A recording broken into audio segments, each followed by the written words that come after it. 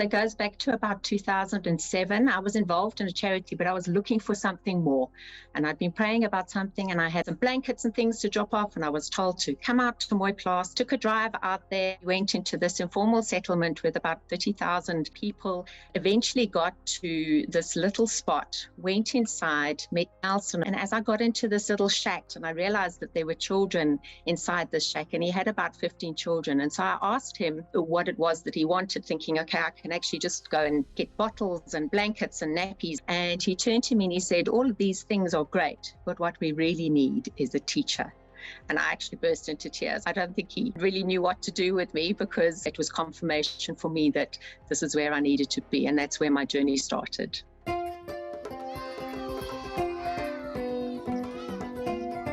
Mooiplaas is an informal settlement situated in Raslouw, Pretoria, South Africa.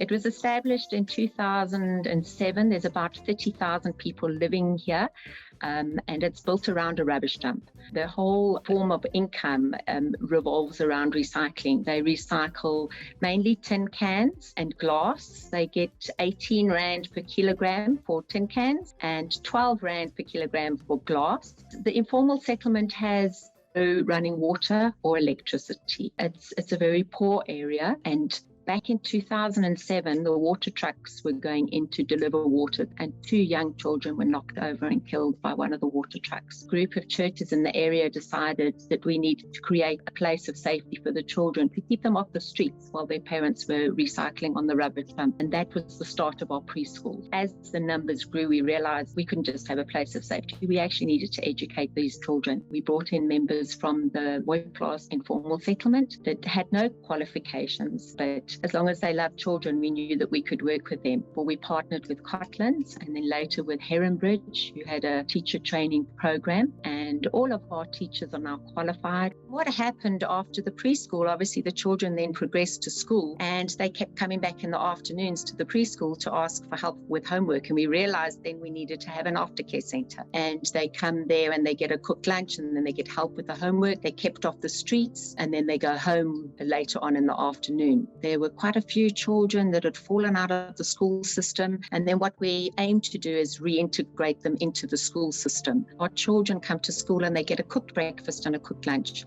and for many of them it's the only meal that they have during a day. But we then also realized that we need to look after the family as a whole. Our staff did a permaculture course, and we started a permaculture garden on our property with the future goal of being able to teach the community how to plant their own plants. It sort of becomes self-sustainable. We've been able to feed our own children plus the community from this permaculture garden. The one thing that I've realized about being involved is that people change when they are valued and heard, and there's just such an importance around that. Spending time with people and hearing their stories and hearing their challenges. I've spent a lot of time with the staff this year and finding out what their needs are. They so into the lives of our children, so we need to look after them as well. It's, the children will always be our focal point, but the staff we need to look after too.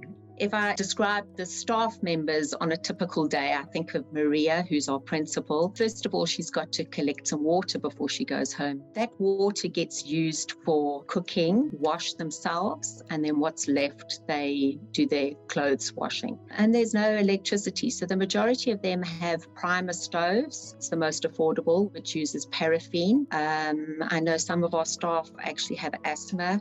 And so they have to spend money on the gas stoves. Many of our teachers, they used to study from the light of their cell phones. We had solar panels at the preschool so that they could charge their phones, because they used to have to catch a taxi to Laudium to go and charge their phones before coming back home. They said to me, summer is by far the most challenging season. Temperatures reach in the mid 30 degrees. Their shacks are made of tin. There's no ventilation. There's no windows. It's literally just a door. When I said to them, if there's one thing that they could have that would really change their lives, what would it be? Quite a few of them said a fridge. Some of the others said a fan to ventilate, to get the air moving. Many of them don't eat meat every day because it's so expensive. Their staple diet is mealie meal. But when they do buy meat, they've actually got to buy it on the day from one of the spaza shops in Mooiplaas, because there's nowhere to keep the meat cold. So it literally has to be bought and cooked the same day. There's quite a few companies that are now providing solar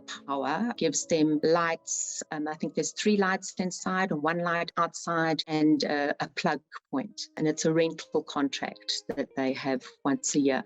If you want to get involved, we've got a website with everything that's listed on there. We have a volunteer project, so you can give off your time and then also of your funds. With Christmas approaching, to maybe just think about giving the gift of giving instead of giving a gift, with a group of families, to possibly sponsor 1 staff member for a year for solar. Clothing is an ongoing need for us. We have a Sponsor a Child program. There's many different needs that are all listed on our website, or you could follow us on social media. We're on Facebook, Instagram, and we have a website. So if you just Google Ditshego Place of Laughter, everybody has the chance to make a difference. You don't have to do something big. It can be something small. So I often think of Gandhi's quote, be the change you want to see.